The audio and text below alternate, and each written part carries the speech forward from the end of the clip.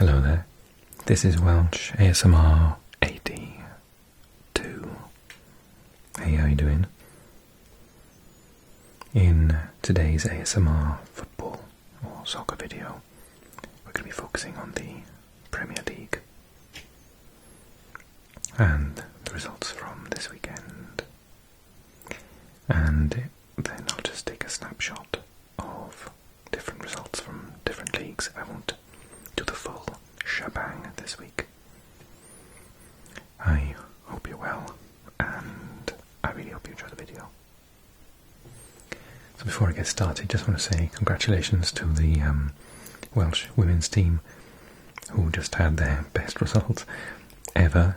I nearly went and watched it at Swansea. I should have. We drew with Germany. I was expecting 5-0. So I know we finished bottom of the table and we're being relegated, but that is like an amazing result. So well done. Okay, right, Premier League. So, oh yeah, we always look at the table first. There's a bit of a, well, Arsenal are currently playing, and the other teams are playing tomorrow. Arsenal at half-time are beating plucky Luton, and what's the other one happening right now? Wolves are beating Burnley, so maybe that'll change by the end of the half. But so what this means is Arsenal are currently top by 5 points over Liverpool, so there's a little gap opening up. Liverpool have the chance, obviously, to close that tomorrow away to Sheffield United, who, well, we'll talk about that in a minute. Lots of things have happened in the last 24 hours in English football and Welsh. So, Liverpool second, Man City third. We'll talk about that controversial match with Tottenham in a second. Aston Villa are fourth. Newcastle sixth. Man United, oh god, we're going to talk about them. This is why I want to do a Just Premier League video with a couple of added extras, because there's literally so much to talk about. Brighton, West Ham, Chelsea make up the top half. Then Brentford, Wolves, Crystal Palace, Fulham. Unlucky Fulham, they played so well against Liverpool. Nottingham Forest, Bournemouth, Luton, and down the bottom Everton with their point reduction, Burnley and Sheffield United. Okay, let's talk Premier League then, shall we? Okay, first and foremost, Arsenal and Wolves. So it was a 2-1 victory for Arsenal. The Wolves goal coming in the 86th minute via Cunha, Saka and returning Ødegaard. I can't remember anything super controversial on this match, so maybe this is one of the only few that we can skip over. But Ødegaard coming back, obviously a very good thing for Arsenal, and Wolves continuing to improve.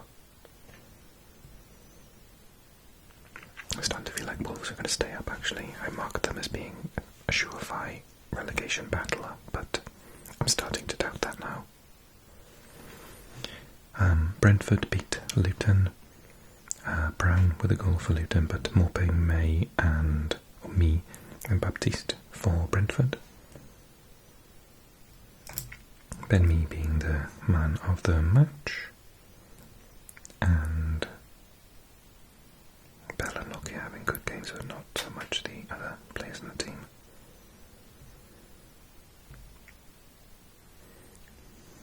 Burnley beat current and fellow relegation candidates Sheffield United 5-0, which is pretty shocking, to be honest.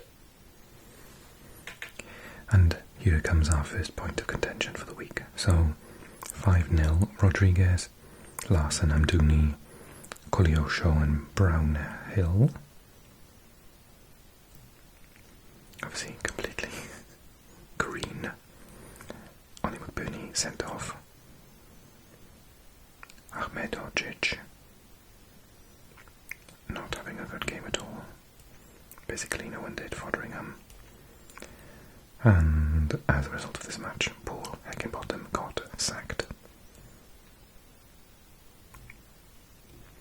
See if they've updated this now. So the new manager coming in. Oh, usually they say the manager there, don't they? Hang on, news. I think they'd have, oh, there we are, Chris Wilder. So, Chris Wilder has come in as he starts his second Sheffield United spell.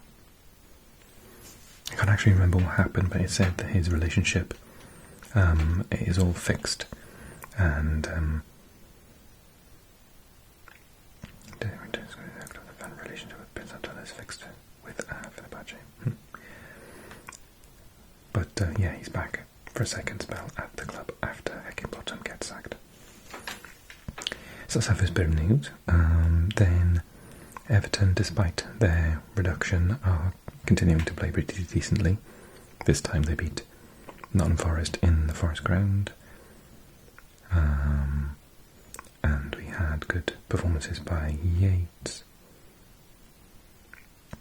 and Aurier and Murillo for Nottingham Forest, but Garner, Idrissa Gana Gueye, and all of the back line, particularly Tarkovsky in the back there.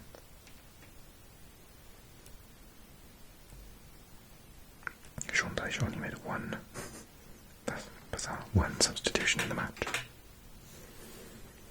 Now, being a Swansea fan, I've got a bit of a weird opinion on Steve Cooper. I think he's good, but I know that most of the people in my city don't like him.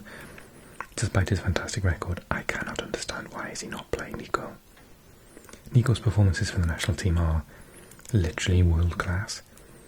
Can they not fit him in because they're playing a back four? I would actually play him. Oh, I don't know. I'd play him up front. I mean, he'd do better than that. Yeah, don't get it. Do not get it. So, Nottingham Forest lost again. Newcastle. Oh god, this is the next one. Okay, I watched this. This was my Saturday night entertainment. Newcastle could have won about 5-0. I've watched feedback and sort of reactions from Roy Keane, from Gary Neville, and they more or less confirmed it as well. They thought Man United was absolutely abysmal. And don't get me wrong, Newcastle were sensational, but they're on their bare bones at the second, as we'll see in a sec. But Trippier was absolutely excellent. Pope got injured, and then I heard a rumour today that they might get in what's his face from Man United previously, the Spanish keeper. You know what I mean? They might get him in as a replacement. Backline fantastic. Share was absolutely amazing. Lascelles, Livramento is sensational. I think that Boone might struggle to get back in the team. Shaw Linton's fantastic again. Miley the kid, literally a child, 17 years old, had a fantastic game. And yet again, Gordon having a fantastic match as well. Martial looks so disinterested. I cannot believe they're paying him money to play football. I know, like, when you're 28 years old, you're not a kid anymore. I cannot understand why, like, just, if you can't sell him, just, like, literally cancel his contract. He's terrible. You know, he may have all the ability in the world, but he's got no drive to do well at the second. He scored 1 goal this season, average rating of 6.3, 12 matches, only 4 started. You'd be busting a gut to impress in a period where you think you might be able to push yourself into the team, but he has absolutely zero intention on doing that. And I'm absolutely no Man United fan, but it really stinks to see such a big club paying out massive wages to players that just have no get up and go about them at all, and no drive. The best player on the pitch genuinely was Maguire. And I know he gets criticised constantly, and I find it very, very funny, but he literally was everywhere. He even nearly scored a goal at one point. I thought Rashford, I can't even remember Rashford playing. He came off on the hour mark. had 6.1 rating. I can't even remember him being there. Anthony 5.8. Their team is just not good enough. I know they've got some players injured, but and I think Gary Neville was saying, what is their identity? How do they play? He isn't setting up the team and playing like Ajax played. Why? Because he doesn't have the right players? Because he's been there a while now. He's had a chance to get in his own players. And he did. He brought in players from from Ajax. Anthony. He's brought in. He's got loads of players in Varane, Amrabat, Casemiro, Christian Eriksen, who's an ex-Ajax player as well. Martinez, ex-Ajax. Malacia, ex-Eredivisie player. So he's got these players in. Okay, a lot of those I mentioned are actually injured this second. Maybe that is one of the issues, that a lot of the players he trusts are not on the pitch at the moment. But what's happened to Rashford? Why is Martial still here? If you're a Man United fan, write me a comment and let me know how you feel. You must be devastated at the moment. It's just going backward and backward. And after a fairly decent campaign last year, I actually mistakenly said that they were going to have a title run this year. Currently they are 7th. I'm not sure if they're going to finish top 10 at the second. They look awful. Okay, right over. Bournemouth, Aston Villa, 2-2. Another great result for Bournemouth. Another battling one with a 90-minute equaliser for Aston Villa. They've got a big match coming up soon, haven't they? A couple of big matches, actually. Let me just have a quick look at matches. Man City next, then Arsenal. Then a big one in the Europa Conference League. And, so the next 3 matches are extremely important, leading up until late December. So, Bournemouth, Kirkes, Cook, Christie, Tavernier, Solanke, all had great games. And Watkins again with a great game. Zaniolo not so much. If you're an Aston Villa fan, get in touch and tell me how you feel Zaniolo's doing on loan. Being that he's an ex-Roma player and I'm a Roma fan, I just think he's one of those people who's got all the ability but doesn't show it consistently enough. And I think people are still waiting. He's 24 now. People are still waiting for him to show some consistency. And I think he's still acting a little bit immaturely.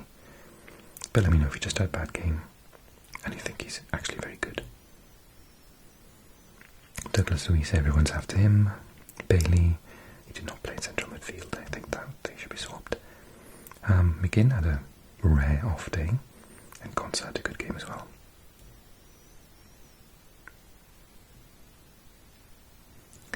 Okay, then I think this is a sign of Chelsea's improvement, which if anything should be a massive compliment to Brighton, that testing yourself against Brighton is, shows how good you're getting if you can actually get something against Brighton, so compliments to Brighton. Fernandes got 2, and Colwell got another goal. Buonanotte and Pedro with a late one, but not enough to get any of the spoils. So the lineups: Sanchez in goals. The back line has done really well. And then Fernandes in midfield with 2 goals, obviously. Mudryk improving all the time now. Good to see. Obviously he's so talented. Gallagher got sent off, 2 yellows. And Jackson with another assist. So he's having a pretty decent season, isn't he, Nicholas Jackson? 6 goals and 1 assist. 7.1 rating. 11 starts in 13 matches. He's going to be fine, isn't he? And I think you've got Nkunku to come back. You've got loads of players to come back, to be honest, haven't you? And then Dingra, who's fantastic. Lana, Buonanotte.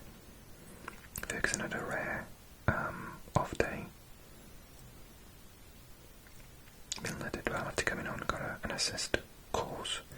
Pedro, who's had a really good couple of games, hasn't he? João Pedro. Got a goal. Mitoma didn't have as much effect as usual. When you look at the Chelsea injury list when these come back, I don't know how they're going to, the thing is, if they've started to perform and do what the manager wants, Pochettino wants, are these going to disrupt that when they come back? Because there's so many that could come back into the first team. Will it be, when Chilwell comes back, is that going to be a negative thing? Obviously he's a sensational player, world class, but is he going to be able to fit into the system that as the rest of the team have managed to, everything's embedded now, isn't it? It's starting to show. Are all these massive amount of players going to come back in and disrupt that? Especially in Kunku, who's, a starter, surely. Okay, very unlucky from Fulham. A sensational game all round, 4-3. Most of their Liverpool goals were worldies. Lino on goal. And then McAllister scored, Endo, and another, was that the free kick from Alexander-Arnold? Oh no, I think that might have been the free kick, and it's given as an own goal. And then Harry Wilson against his old club, Tete and Reed on the 80th minute thought he had won it, because Endo scored in the 87th to equalise, and then Alexander-Arnold in the 88th. Alexander-Arnold having a sensational season, but what position does he play? Is he a right back? Is he just one of those players like, I suppose he's at that stage now, how old is he? Like 24, 25. He's at that stage where Bale outgrew being a full-back. Do they need to stick him up front? I know Gareth Southgate tried him in midfield and it failed spectacularly. I don't know how he would get in. Diaz is fantastic, Salah is literally world class. It's difficult, isn't it? Or do you just play and think we're going to cover him because he's going to be everywhere? He's less licensed to do whatever he wants to, really. But if that's the case, do they play Szoboszlai in front of him? Because he's more attacking than Gravenberch. So I would play Gravenberch over here to cover him. I don't know. I haven't actually watched a live match from Liverpool in ages now. And then Fulham, Wilson had a good game, Pereira, Robinson, Anthony Robinson and Tete. Kenny, going off the bench and took over Reed as well, scored the header right at the end. They do need a striker though, don't they? It hasn't paid off with Jimenez.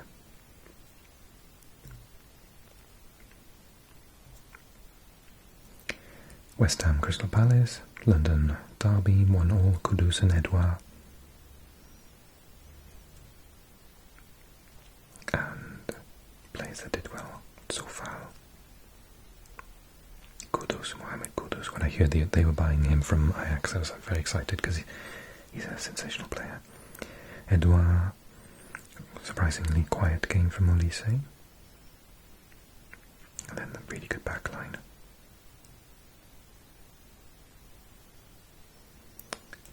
And then that takes us on to this match. Where do I start? Okay, well, I watched the match as a semi-neutral, but quite a Tottenham sympathiser because of all their Welsh players. I loved every second. I thought it was sensational. It did highlight a number of issues, however. One, Man City, the commentators were accusing Man City players of, not playing in the highest gear possible. I wonder if any Man City supporters agree. They do seem to have a gear to go up to, and they decided to turn it on when Kulusevski's goal went in on the 90th minute to equalise.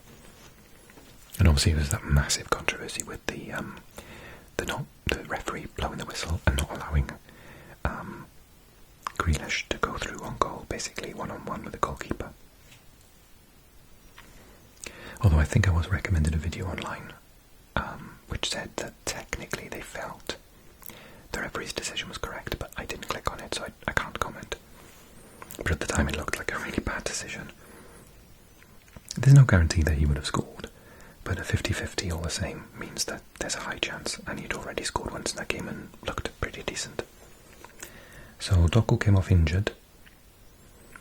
Alvarez had a really good match. Foden 2, and Walker particularly.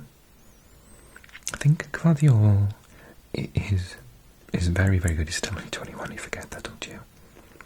I think he is vulnerable to pace. And we found that out. Wales against Croatia, and all the Turkish people watching will remember beating him for pace as well for Turkey, so he will have to, now he's playing in the Premier League, which is obviously extremely pacey. I think he's going to have to work his way around that next challenge in order to be potentially one of the world's best defenders.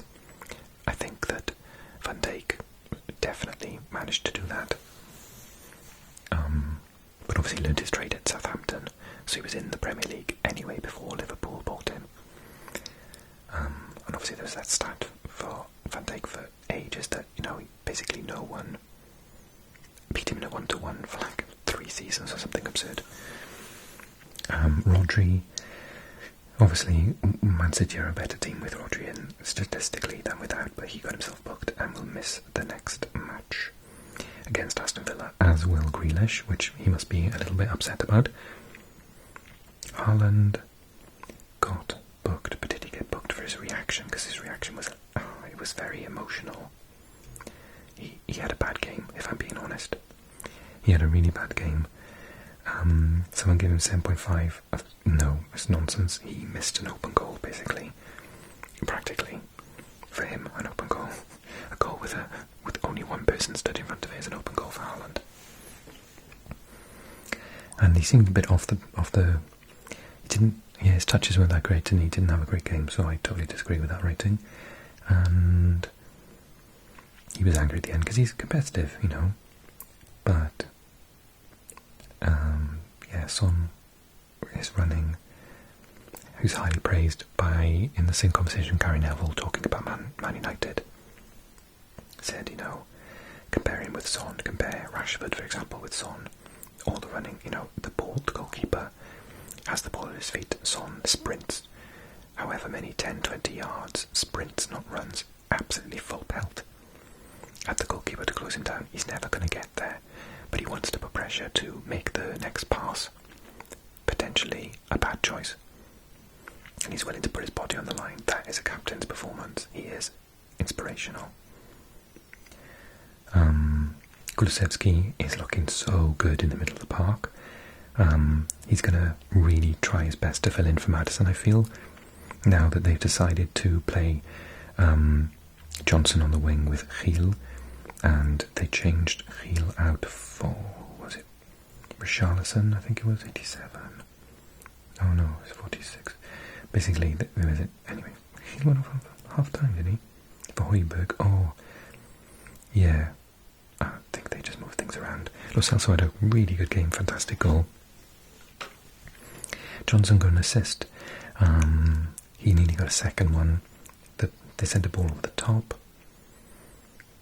Johnson ran around his man, I think it was Guardiola, and basically beat him for pace, just run around him like Bale, and crossed the ball, and then Son nearly got his foot on it, just quite near the end. So yeah, he's showing flashes. He's still not consistent. He got a good rating overall, but I think he could. Yeah, that's the only thing with wingers, isn't it? They're never really going to be in the match for 90 minutes. Bale never was in the match for 90 minutes. Towards later in his career, he was in the match for about 1 minute. But that 1 minute would win you the match, But yeah, I think I want him to be a bit more. I'm really chuffed that he's getting so much playing time, but if he doesn't make a big enough impression now, when all these injuries are back, so competition for his position, Perisic, Maddison could play out there, Solomon, really good player, even Sessegnon could play out there. So yeah, he needs to prove himself at this point. Richarlison as well, because if Richarlison goes in the middle, then Son will go back out wide. So it's all that, he needs to. Kulusevski can go back out wide if Maddison's back, so the front four are very, interchangeable, so he needs to prove himself. I want him to step up a little bit, but at least he's getting the odds, goal and assist. How many's he got for the season now? I'm terrible, I've got such high expectations for him. 1 goal and 2 assists. 8 starts and 11. See, I want him to be a bit better than that. Although technically one of those starts was against Chelsea and he was off by about half an hour, wasn't he? Bissouma with 4.4 I think is a bit harsh. I didn't think he was that bad. Anyway. And the creaking back line is holding up. Vicario had a decent game, I thought it was better than that. Anything else I need to say about that?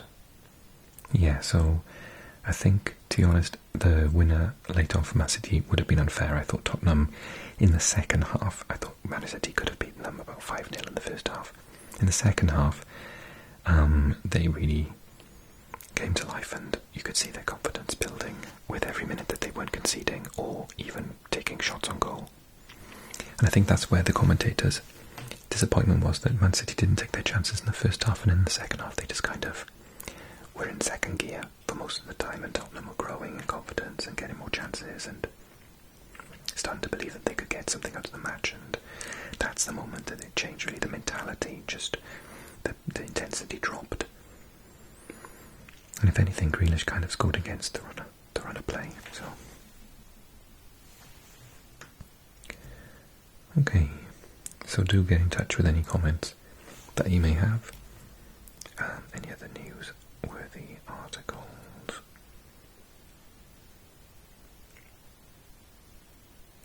I'm worried about Den Haag. I think he might go. I wonder if when the club is bought out, which apparently is going to be imminently, whether they'll install a new manager, because I think he's lost the team. The whole Jadon Sancho thing did kind of lose them. Obviously he had trouble with Cristiano Ronaldo, but the general consensus was that he dealt with that correctly.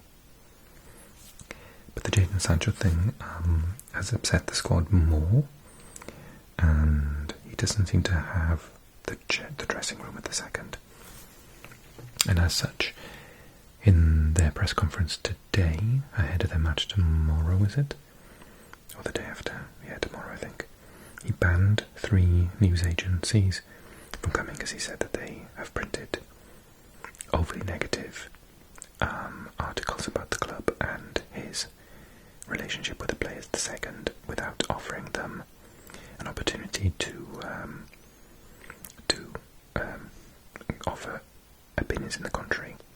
And so as a result, they didn't invite them to the press conference. So we've got to the stage now where we're screening the press.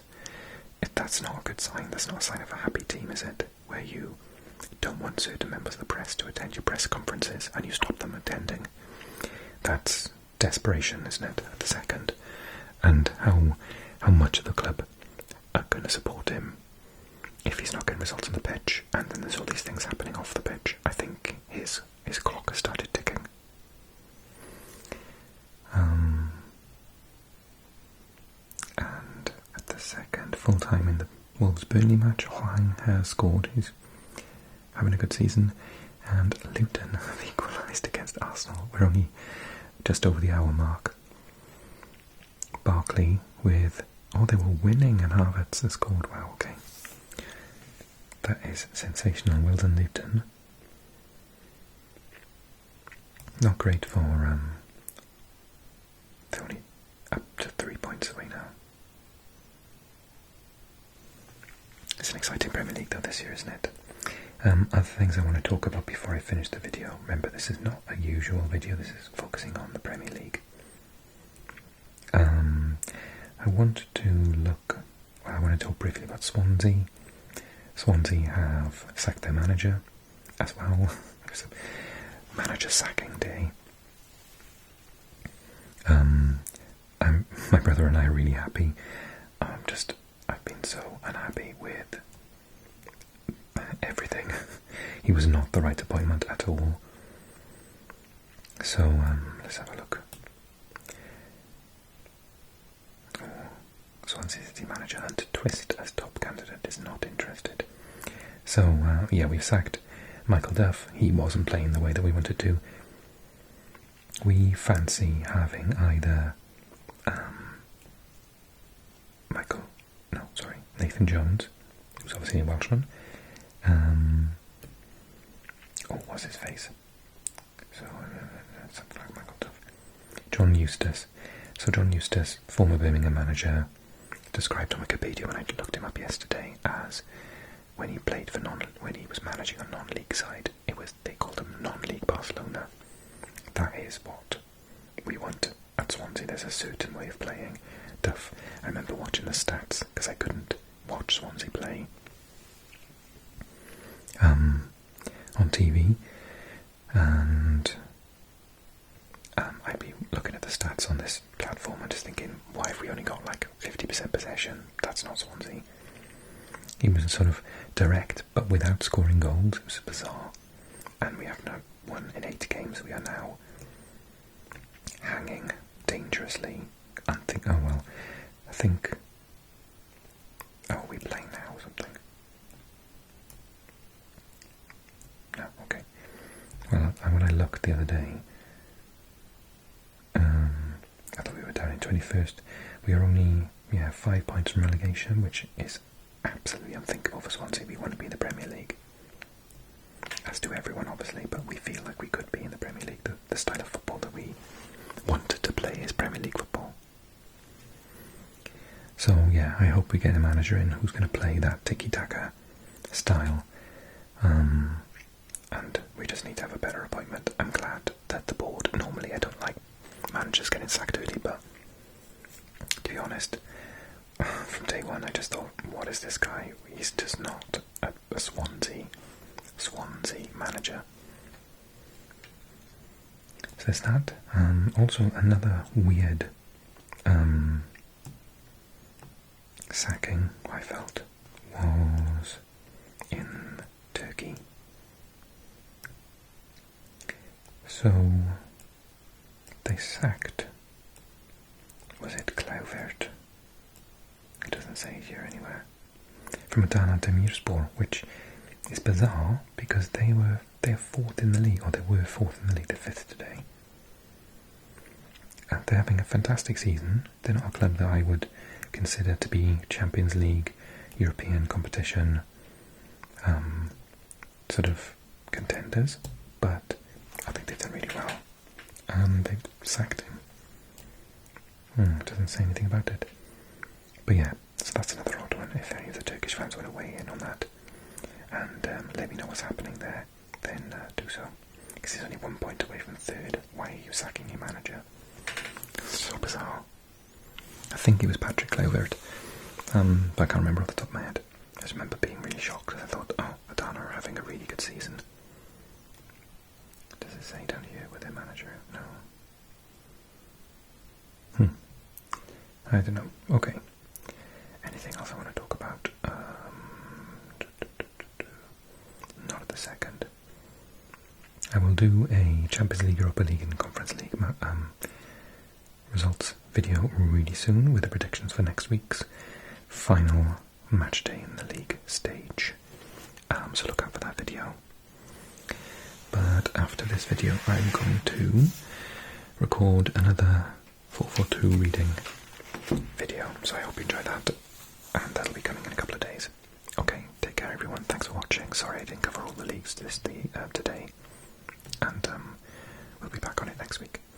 Thanks so much for watching. Like, subscribe, join me on Patreon, and comment. Okay, thanks everyone, take care, bye bye.